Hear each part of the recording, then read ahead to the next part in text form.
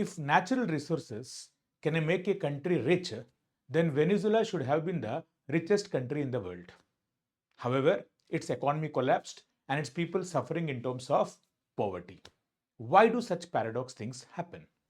Hello everyone, this is Venkatesh, wherein which in this episode of Think Heist, I will take the Venezuela crisis and I will try to decode into multiple dimensions for the aspirants who are preparing in the UPSC civil services.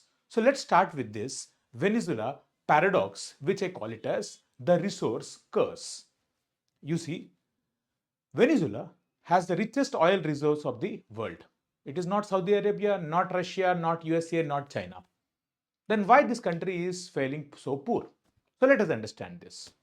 So if you go back before 1990s, you see that the resources of oil in Venezuela, whatever they are having it, you have American companies working in Venezuela in some kind of a collaboration wherein which you are getting the technology expertise from America and the resource which the Venezuela is having along their region called as Orinoco Belt, right? Orinoco Belt, you are finding good amount of resource. So both the countries are getting benefited in terms of money.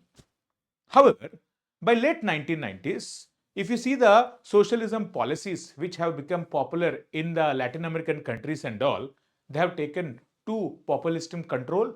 The people are liking such kind of things, and under populism, the governments have started going more for such kind of populist measures. So if you go back to the 90s, Hugo Chavez, at that point of time, he has decided that now all the oil resources, whatever are there in Venezuela, they will be extracted by the state government, by the government of Venezuela. What happened? Over a period of time, the Venezuelan government has got too much amount of revenue. Yes, it is true. They got too much amount of revenue because whatever the profits they got it from their own, they got it from the export of the revenue of oil. So it's all good so far. But what happened later on? If you observe at this point of time, over a period of time, they have lost technology, they have lost the expertise out of the US companies, but the existing companies in Venezuela, the existing governments who doesn't have that capability, expertise, technology and all, they could not manage the all the oil producing centers, and you have seen some kind of concerns there. And over a period of time, the quality of the oil extractions, the kind of management of the oil industry has deteriorated in the country of Venezuela. Not just that, on one side, they are getting somewhat decent revenue of oil, but whatever the revenue they got out of the oil, did they start using around in terms of utilizing for developing other sectors within Venezuela? No. This is where the resource curse has hit Venezuela like anything. On one side, the extra revenue which they got out of the oil, they did not spend it on agriculture, they did not spend on developing other industries, and over a period of time, you have seen that such industries could not grow in Venezuela. Exactly at the same time, the populism culture in Latin American countries have also led to whatever the wealth they have created in terms of the oil, they started distributing to the poor in terms of subsidies and all.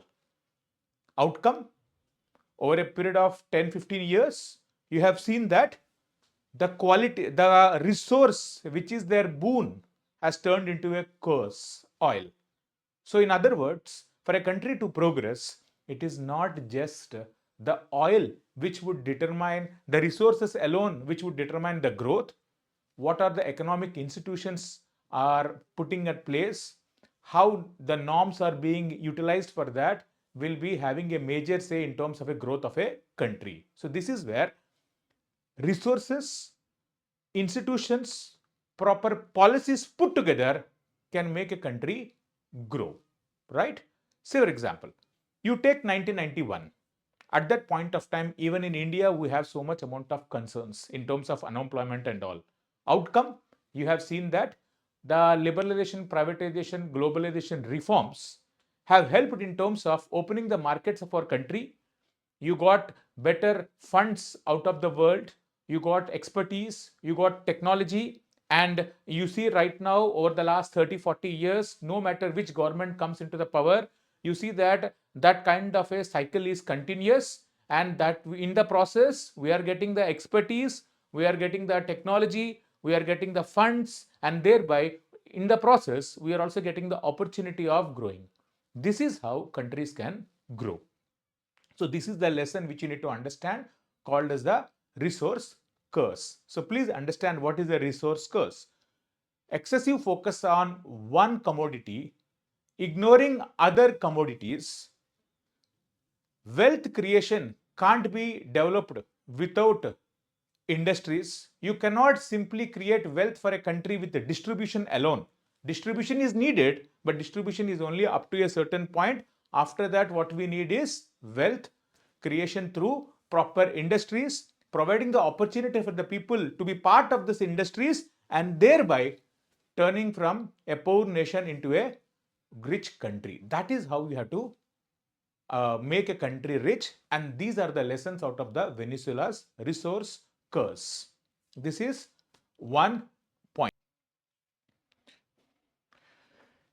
This Venezuela crisis is not just an economic crisis, but also a classic test case in terms of the rule-based order in the world.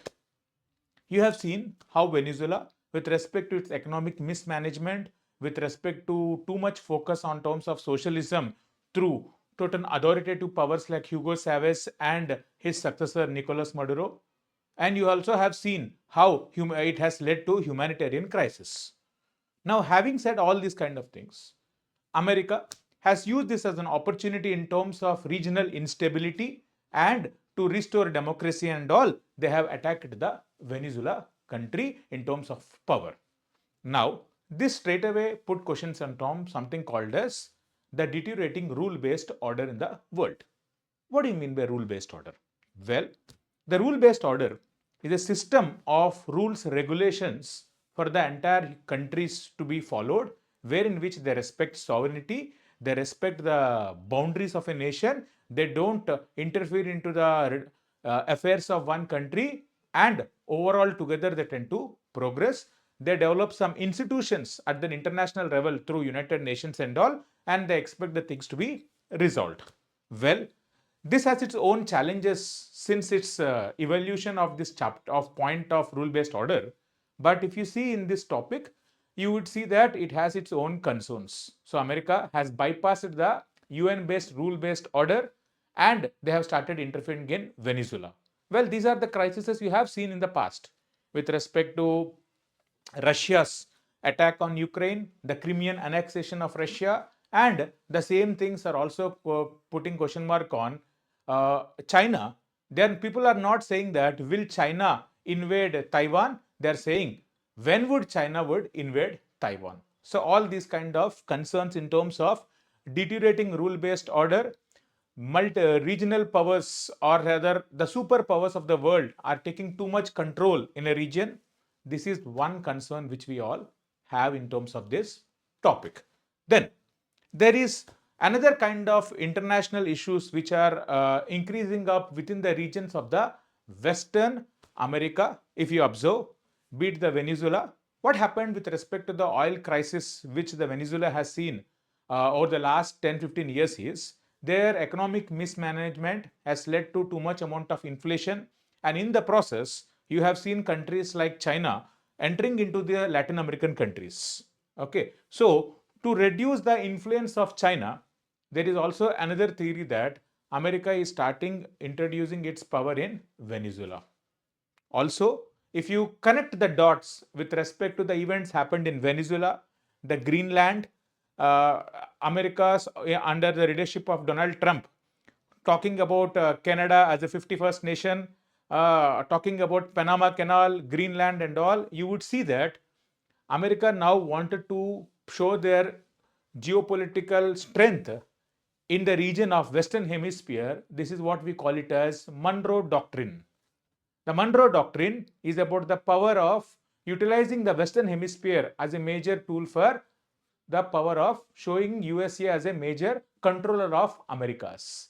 You see, Venezuela is having too much amount of oil, so they wanted to control that. Along with that, they wanted to reduce the power of or the influence of China in this region. And along with this, if you see along the Andes belt, you have good amount of minerals in terms of the modern minerals like Chile having lithium. Similarly, Mexico has good amount of silver, and they wanted to control the resource of these minerals. So this is what I tend to say in this era, that we are shifting from oil-based era to land-based minerals era, wherein which these are the future minerals, and whoever have access to these future minerals, they will be controlling the geopolitics.